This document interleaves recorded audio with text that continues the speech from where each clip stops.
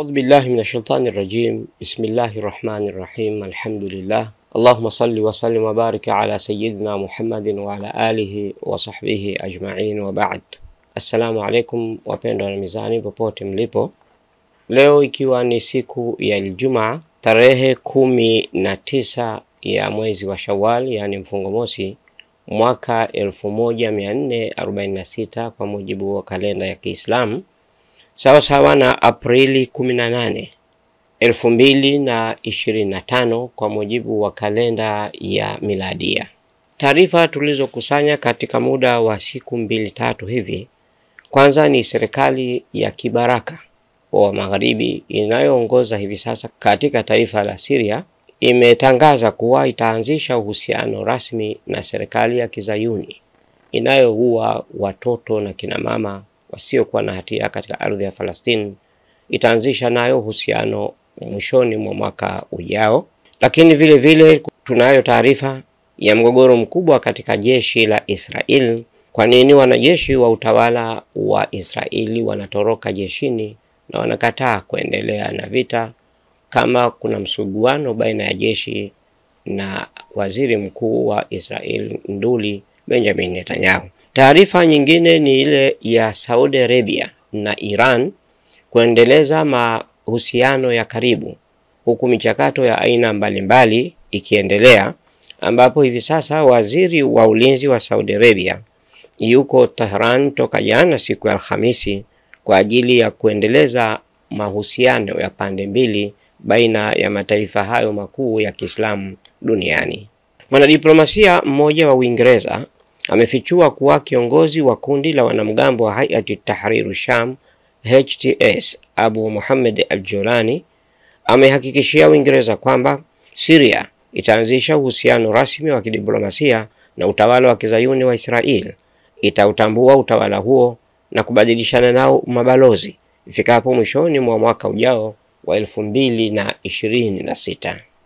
Craig Murray ambaye ni mwanadiplomasia wa zamani wa Uingereza amesema hatua ya kiongozi wa kundi la wanamgambo wa Hayat Tahrir Sham Abu Muhammad al-Julani inalenga kuvutia misaada mkubwa wa kifedha wa magharibi na kuondolewa vikwazo dhidi ya Syria vinavyoikwaza kutokana na mbinyo wa miaka mingi dhidi ya utawala wa aliyekuwa rais wa nchi hiyo Bashar al-Assad. Mwanadiplomasia huyo wa Uingereza ameendelea kueleza, niliuliza kama kuondolewa vikosi vya Israel vinavyokalia kwa mabavu ardhi ya Syria ni sehemu ya makubaliano hayo, lakini kwa mastaajabu ni kwamba hili halikugusiwa na wowote kati ya pande hizo mbili. Uingereza inalichukulia hilo kama swala la pande mbili kati ya Syria na Israel, na al-Julani haonekani kulipa kipaumbele suala la Israel kuondoka katika ardhi ya Syria, ambapo toka alipoingia madarakani Julani inaonyesha kuwa na makubaliano na Israel ya kugawa ardhi ya Syria kwa Israel. Lakini hivi karibuni pia kulikuwepo mkutano baina ya Israel na nchi ya Uturuki katika kugawana maeneo ndani ya ardhi ya Syria, yale yatakayokuwa yakimilikiwa chini ya udhibiti wa Israel, na Turki nayo itajigawia maeneo ndani ya ardhi ya Syria. Kwa mujibu wa mtumishi huyo wa zamani wa serikali ya Uingereza, idara ya huduma za nje ya Umoja wa Ulaya EEAC na kurugenzi kuu ya ushirikiano wa kimataifa zimeridhika kwamba baraza la mawaziri la al-Julani la Syria linatimiza ahadi alizotoa al-Julani kwenye mkutano wa ahadi wa Umoja wa Ulaya uliofanyika Brussels tarehe 17 Machi kuhusu kuundwa serikali jumuishi, na hasa kwa kujumuisha jamaa za Maalawi na Wakristo pamoja na mawaziri wanawake. Hata hivyo, kinachoitwa baraza la mawaziri jumuishi la al-Julani ni mawaziri 24 tu, ambao 21 kati yao ni washirika wake wa karibu ambao wameteuliwa kuongoza nyadhifa muhimu zikiwemo wizara ya fedha, mambo ya ndani, ulinzi na mambo ya nje. Baraza hilo lina wawakilishi 3 tu wa jamii ya wachache na wote katika wizara ndogo. Aidha, kuna mwanamke mmoja tu ambaye ni Mkristo Mkanada pamoja na Mkurdi mmoja, Mwalawi mmoja na Mkurzi mmoja. Mkutano huo wa Brussels unaahidi kuipatia Syria euro milioni 5.5 kwa sura ya misaada na mikopo, nusu yake ikitoka kwa EU yenyewe. Murray amefichua pia kwamba Al-Jolani anaungwa mkono na shirika la ujasusi la Uingereza M16 na vikosi maalum vya nchi hiyo ndani ya Syria. Tukigeukia mgogoro mkubwa kati ya jeshi la Israeli na uongozi wa nchi hiyo, ninasema kuwa barua ya malalamiko ya marubani wa jeshi la anga la Israeli na uungaji mkono wa askari kwa vitengo vingine kwa hatua hiyo ni kengele ya hatari kuhusu uwezekano wa kuenea uasi miongoni mwa wanajeshi wa utawala wa Kizayuni. Kanali ya 12 ya televisheni ya utawala wa Kizayuni ya Israeli imeripoti kwamba mkuu wa jeshi la Israeli anafahamu kikamilifu ukubwa wa hatari wa kuibuka migawanyiko ndani ya uwezekano wa kupanuka uasi miongoni mwa wanajeshi wa zamani wa akiba, na anajaribu kudhibiti mgogoro ulioibuliwa na wanajeshi wa akiba. Makumi ya marubani wa jeshi la anga la Israeli, ikiwa ni pamoja na askari wa sasa na wale wa kikosi cha akiba, siku kadhaa zilizopita walisaini waraka wa kutishia kutorudi kazini iwapo mateka wa Israeli hawatarejeshwa.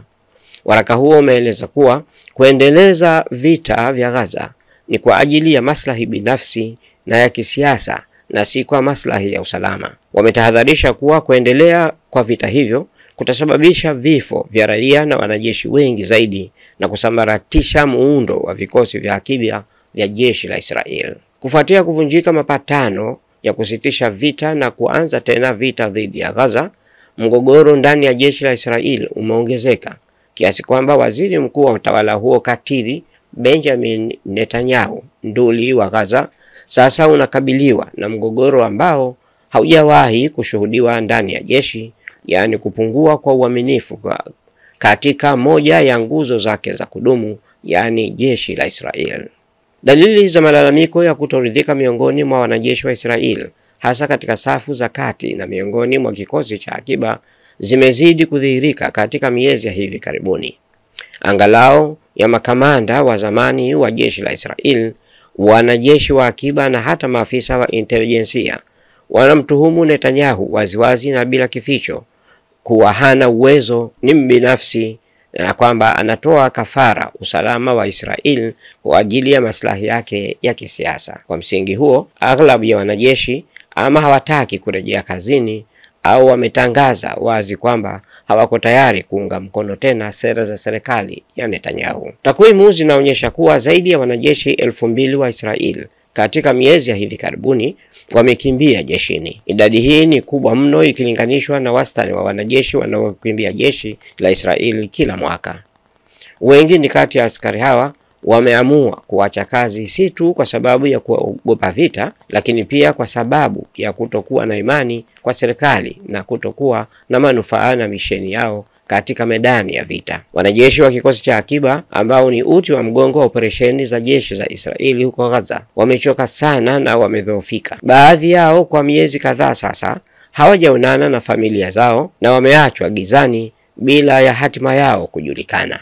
Sababu nyingine muhimu ni malalamiko ya wanajeshi wa Israeli ni kutoridhishwa na msimamo ya sera za Netanyahu dhidi ya mateka wa Israeli wanaoshikiliwa na wapiganaji wa ukombozi wa Palestina, Hamas. Maafisa wengine wa zamani wa masuala ya ujasusi na wachambuzi wa masuala ya usalama wanaamini kwamba huenda kwa mashambulizi ya jeshi la Israeli huko Gaza kumeongeza hatari ya vifo kwa mateka wanaoshikiliwa. Kwa maoni yao, kuendelea kwa sera za vita huko Gaza kuna maana kuwa waziri mkuu wa utawala huo hajaweka kipaumbele kwa swala la kuachiliwa huru mateka hao na anatekeleza sera binafsi kwa ajili ya kujinusuru kisiasa. Swala hilo si tu linazungumzwa na wanajeshi wa Israeli pekee, bali huko nyuma pia makundi ya madaktari wa Israeli ambao walikuwa wakifanya kazi kama watumishi wa akiba pia walisaini barua wakitaka kusimamishwa haraka vita dhidi ya Gaza na kurejeshwa mateka na utawala huo haraka iwezekanavyo. Wakati huo wajumbe 2000 wa tume ya taasisi ya elimu ya juu ya Israeli pia wametaka kusitishwa mara moja mashambulizi ya kijeshi na kufikiwa mapatano kwa ajili ya kuachia huru mateka. Ombi hilo limeungwa mkono pia na mamia ya askari wa akiba kutoka kitengo cha ujasusi cha 8200. Mazingira hayo yameufanya mgogoro katika jeshi la Israeli kuenea zaidi kuliko vile Netanyahu na maafisa wake walivyofikiria, kiasi kwamba kwa mujibu wa weledi wa mambo ya kisiasa, mgogoro wa sasa wa uasi wa ndani ya jeshi haujawahi kutokea tangu mwaka 1982. Viongozi wa Israeli sasa wana wasiwasi zaidi kuliko hapo awali. Kutokuwepo au kukataa wanajeshi wa Israeli kushiriki katika vita dhidi ya Gaza kumekuwa na madhara makubwa, ikiwa ni pamoja na kupungua kwa kiasi kikubwa uwezo wa kiutendaji wa jeshi la Israeli katika nyanja mbalimbali. Kukosekana kwa askari wa jeshi wenye uzoefu wa mafunzo, hasa katika vitengo maalum, kumesababisha kuongezeka hitilafu za kimbinu na hasara za kibinadamu. Taarifa nyingine ni ile iliyotoka Tehran, ambapo jana siku ya Alhamisi Aprili 17, waziri wa ulinzi wa Saudi Arabia Mwanamfalme Khalid bin Salman Al Saud aliwasili mjini Tehran kwa ziara muhimu inayolenga kuimarisha uhusiano wa pande mbili baina ya Tehran na Riyadh na kujadili masuala ya kieneo. Khalid bin Salman amekaribishwa kwa mapokezi rasmi na taadhima hapo mjini Tehran, ambapo amekutana na mkuu wa majeshi ya Iran Meja Jenerali Mohammad Bagheri. Wawili hao wanatazamiwa kujadili ushirikiano wa kiulinzi na usalama wa kikanda. Waziri wa ulinzi wa Saudi Arabia anatazamiwa kufanya mikutano na maafisa wa kijeshi na wa kisiasa wa Iran, mikutano ambayo inalenga kujadili uhusiano wa kiulinzi na kuimarisha ushirikiano wa kikanda ili kukuza amani na utulivu pamoja na kushughulikia vita dhidi ya ugaidi. Hii ni ziara ya pili rasmi ya ngazi ya juu ya afisa wa ulinzi wa Saudi Arabia nchini Iran katika kipindi cha mwaka mmoja uliopita, ikionyesha kuimarika kwa uhusiano wa Tehran na Riyadh tangu kufikiwa makubaliano ya China na kurejesha uhusiano wa kidiplomasia wa nchi mbili hizo mwaka 2023. Mwelekeo huu mpya unaashiria nia ya pamoja ya Jamhuri ya Kiislamu ya Iran na Saudi Arabia katika kupunguza mivutano na kukabiliana na vitisho vya pamoja dhidi ya nchi hizi mbili kama vile jinamizi la ugaidi. Hayo yanajiri siku mbili baada ya waziri wa mambo ya kigeni wa Iran Abbasi Araghchi na waziri wa mambo ya nje wa Saudi Arabia Faisal bin Farhan kufanya mazungumzo ya simu na kujadiliana kuhusu uhusiano wa pande mbili na maendeleo ya kikanda na yale ya kimataifa. Hizi ndio taarifa muhimu ambazo zimejitokeza katika siku 2-3 zilizopita, ambapo majadiliano yanaendelea, huku tatizo kubwa likiwa ni uasi ndani ya jeshi la Israel katika kupinga siasa za Netanyahu, ambapo Netanyahu anapigania na kushikilia kuendesha vita vya mauaji ya watu wa Falastini, jambo ambalo ndio dhamana yake ya kusalia madarakani. Kinyume na vita hivi, Netanyahu bado anasubiriwa na kesi ya ulaji rushwa na matumizi mabaya ya madaraka ndani ya Israel, lakini pia anatakiwa na mahakama ya uhalifu ya ICC na ICJ kule The Hague nchini Uholanzi, ambapo anatakiwa kukamatwa na kupelekwa huko kutokana na mauaji ya kimbari ambayo ameyaendesha katika miezi 15 huko Gaza, na kushtakiwa katika mahakama hiyo na kutolewa waranti wa kukamatwa kwake yeye na waziri wake wa ulinzi wa zamani Yoav Gallant. Mgogoro kati ya jeshi na serikali ya Netanyahu umeifanya Israel kuwa tete kutokana na jeshi kutokuwa imara na vile vile wataalamu wa kijeshi kupungua jeshini, kutoroka na wengine kujiuzulu kazi. Lakini vile vile kuna swala muhimu sana hapa ambalo ni Jolani, ambaye sasa ndio kiongozi wa Syria, ambaye alipelekwa madarakani baada ya kuondolewa Bashar. Amepata utawala Syria kwa dhamana ya Marekani na Israel na anaitumikia Israeli na Marekani. Israeli imekuwa ikichukua maeneo ya Syria bila kuulizwa na mtu yoyote, wala Jolani hajawahi kutamka lolote juu ya unyakuzi wa Israeli ndani ya Syria, ambapo Israeli imevunja vituo vyote vya kijeshi ndani ya Syria na Jolani hana hatua yoyote aliyoweza kuichukua. Kwa vyovyote vile, Syria inatumika kwa ajili ya kuvunja harakati za Hizbullah na kuizuia Iran kuweza kupata nguvu za kupambana na serikali ya Israel, ambavyo madhumuni ya Iran ni kukomesha mauaji yanayoendelea kule Gaza, lakini vile vile ukombozi wa taifa la Falastini, lakini hususan ukombozi wa Baitul Muqaddas na ukombozi wa Masjid al-Aqsa, ambalo ni jukumu la kidini lililo juu ya shingo ya kila aliyekuwa Muislamu. Kwa hiyo ndugu zangu Waislamu na wapenda amani wote duniani, tuendeleze dua zetu kumwomba Mwenyezi Mungu, kuombea amani kwanza kwa ajili ya nchi yetu vile vile, lakini vile vile kuombea wenzetu wa Palestina ambao wameuawa ndani ya kimya cha mataifa mengi, yakiwemo mataifa mengi ya Afrika ambayo yanaonyesha kuwa hayatambui kwamba kuna watu wanakufa. Lakini Waislamu kwa wajibu wetu katika kila ibada zetu za mchana na usiku, katika mikusanyiko yetu ya Maulidi na katika faragha zetu, tusisahau kuwaombea wa Palestina, tusisahau kusoma suratul Fil na suratul Lahab kwa ajili ya kumwomba Mwenyezi Mungu awatenze nguvu na awape jambo la kuwashughulisha wale wanaopanga mauaji dhidi ya Wafalastini na wanaopanga uporaji wa ardhi ya Falastini na kuipoteza Falastini katika ramani ya dunia. Mwenyezi Mungu ni muweza juu ya jambo hilo. Wassalamu alaikum wa rahmatullahi wa barakatuh. Usisahau kulike, kushare, kucomment na kusubscribe Mizani Online TV ili uendelee kupata mfululizo wa vipindi vijavyo. Allah